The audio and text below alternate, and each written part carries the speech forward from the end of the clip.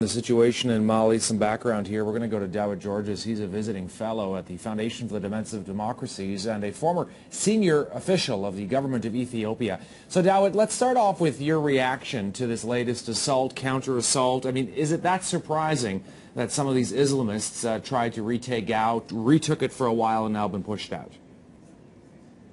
Yes, thank you very much. As we discussed last time, it's the easier part of this operation is clearing the cities, the towns, but the difficult part is holding on to the cities, in the towns and the rural areas.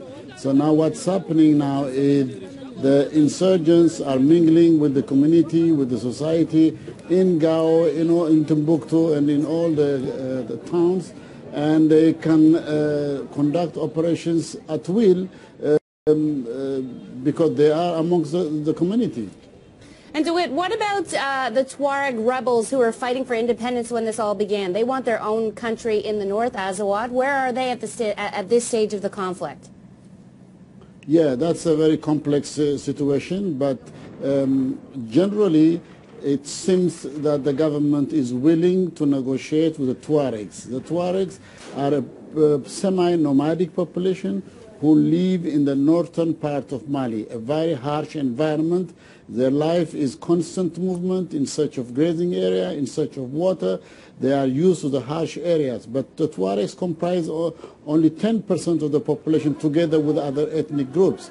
And they have demanded over the years autonomy or independence. Independence is unlikely, but if the Tuaregs, along with the other tribes, negotiate with the government, they can probably get autonomy. And the French support that, and many people support that. But it is complex because the Tuaregs are a big, they comprise also southern Libya, northern Niger, Chad, and southern Libya. So there's a big community, and the implications of their discussion and their settlement with the Mali government also has a broader implication.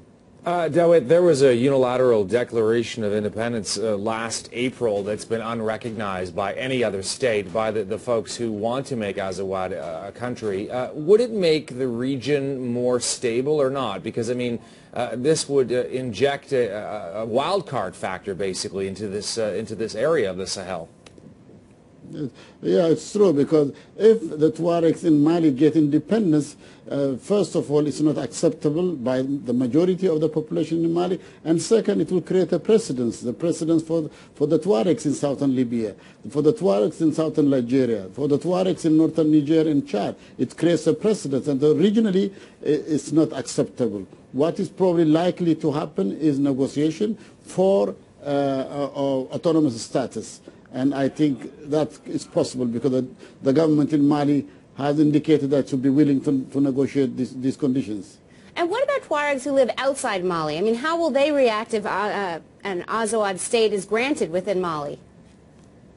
Generally, within the diaspora and within Mali, there is a great support for some sort of independence for the Tuaregs. But it's not as easy as that, because the Tuaregs, they happen to be Europe and France, happen to romanticize with the Tuaregs. But the Tuaregs are a very small population, and they live together, they coexist together with other tribes within the northern part of Mali. So they have to also have an agreement with the rest of the tribes within the northern region. So it's not going to be as easy. There will have to be a lot of horse trading. There will be a lot of needs to be a lot of discussions and create an agreement, a consensus within the community of the northern part of Mali. Dawit, you talked about negotiation, but it seems like the vast majority of people living in Mali, particularly in the southern part, do not want to give any more autonomy to the north. They don't really want, especially in light of what's happened in the past year. It seems like there's a hardening going on on the part of the general populace in Mali. It's true, because the majority are the other tribes. The Tuaregs, together with the smaller population, comprise only less than 10%. But under the current condition, when the Islamists are becoming a threat, there needs to be a real negotiation, because otherwise it is better to have the Tuaregs on their side and be able to fight the Islamists. If the Tuaregs, again, go back and create an alliance with the Islamists, it gets more complicated. So it's more or less strategic. It's a compromise that the government probably at the end of the day would have to make, and the people would have to accept this compromise. There needs to be a strategy to isolate the Islamists.